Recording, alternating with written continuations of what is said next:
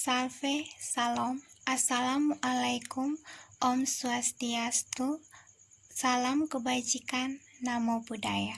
Perkenalkan, nama lengkap saya Diana Angelika Natalia OB, NIM 20030200085, kelas 1C, jurusan Administrasi Bisnis, Universitas Nusa Cendana Kupang, 2020-2021. Tujuan saya membuat video ini adalah untuk memenuhi tugas mata kuliah pengantar sosiologi oleh Bapak Lazarus Jahamat. Baik, untuk video kali ini saya akan mereview sebuah buku bahasa Inggris yang sudah saya terjemahkan yang berjudul Introduction to the Sociology of Development, karya Andre Webster.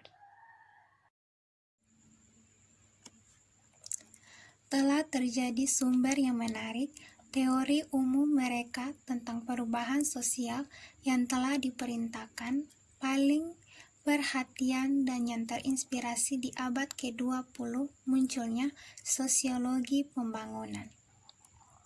Untuk menghargai teori pembangunan, Durkheim, masyarakat modern yang kompleks dari masa lalu primitif sederhana kita harus memahami teorinya tentang tatanan sosial dan stabilitas.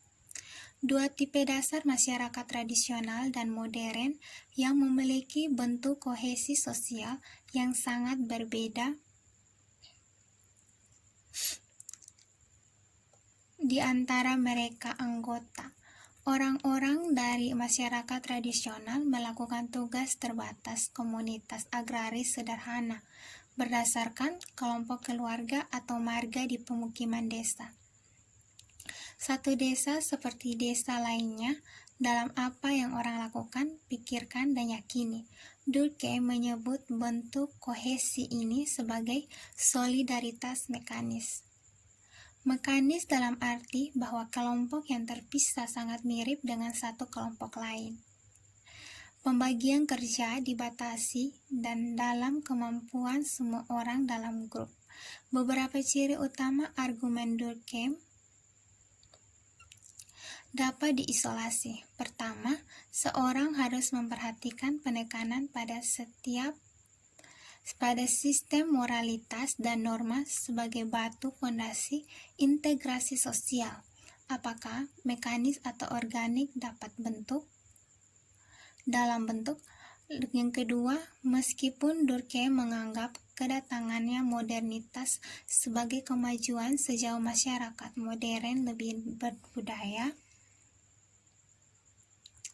tetapi tidak kaku dan lebih mengizinkan ruang lingkup ekspresi individu, juga jelas dalam fleksibilitas ini berpotensi menjadi sumber frustasi individu dan ketidakbahagiaan. Seperti Durkheim, Weber berusaha menjelaskan kemunculan industrialisasi meskipun dia memfokuskan perhatiannya pada menjawab mengapa manufaktur kapitalis menjadi dominan hanya di ekonomi Eropa Barat. Weber mengusulkan bahwa elemen penting dalam ekspansi manufaktur kapitalis adalah organisasi rasional perusahaan bisnis untuk membangun profitabilitas yang stabil dan akumulasi modal. Dengan cara berbeda, Durkheim dan Weber telah menyediakan banyak tema dasar teori modernisasi saat ini, di khususnya perbedaan mereka antara tradisional dan modern masyarakat. Masing-masing memahami perbedaan ini dalam istilah yang berbeda ini telah mematahkan semangat para ilmuwan sosial saat ini untuk mencoba ingin menggabungkan gagasan Durkheim dan Weber yang menjadi sebuah hal yang hebat. Teori perkembangan yang menggabungkan analisis perubahan sistem normatif, diferensiasi, rasionalisasi, bisnis motivasi, dan ambisi individu. Ahli teori modernisasi mengidentifikasi ciri-ciri dasar pengembangan Mann dan percaya bahwa mereka dapat membangun model yang berguna yang bisa digunakan sebagai tolak ukur untuk mengukur panggung perkembangan masyarakat hari ini. Banyak kekurangan dunia kemudian bisa dilihat dari segi kecengkramannya yang berkelanjutan dari tradisionalisme yang melihat ke belakang. Penekanan pada ide dan faktor psikologis dalam membentuk sejarah dan laju perkembangannya jelas terlihat. Masyarakat ditentukan oleh apa yang diinginkannya. Manusia transisi ingin benar-benar melihat hal-hal yang dimilikinya sampai sekarang terlihat hanya di mata benaknya, benar-benar untuk hidup di dunia yang dimilikinya. Hidup hanya secara dapat ditentukannya. Pernyataan statistik laten yang terlibat di sini adalah dalam masyarakat modern, lebih banyak individu menunjukkan empati yang lebih tinggi kapasitas daripada masyarakat sebelumnya. Ini menekankan pada kewirausahaan dan akumulasi modal adalah satu-satunya tema yang paling meresap dalam literatur pertumbuhan ekonomi. Selalu muncul sebagai pelajaran yang harus dipelajari dari pengalaman barat dan untuk diterapkan secara mekanis seluruh dunia sehingga mereka dapat mengulangi transisi ini. Teori modernisasi berawal dari penjelasan Durkheimian dan Webrian tentang industrialisasi.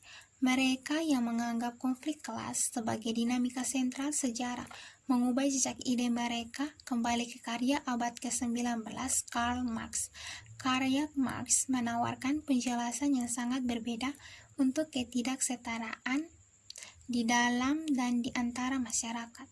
Aliran pikiran terbelakang menemukan pekerjaan Marx menjadi sangat berharga untuk menjelaskan ketidaksetaraan di dunia ekonomi dan kurangnya pembangunan di dunia ketiga. Sebagai kita akan lihat, bagaimanapun ada beberapa ketidaksepatan dalam kemungkinan untuk industri masa depan di dunia ketiga. Untuk Marx, apapun kelebihan material yang diproduksi melebihi apa yang digunakan orang. Kebutuhan mereka sendiri hanya memiliki nilai karena fakta bahwa itu adalah sebuah hasil kerja mereka. Tanpa orang yang bekerja di tanah atau di pabrik, tidak akan ada surplus.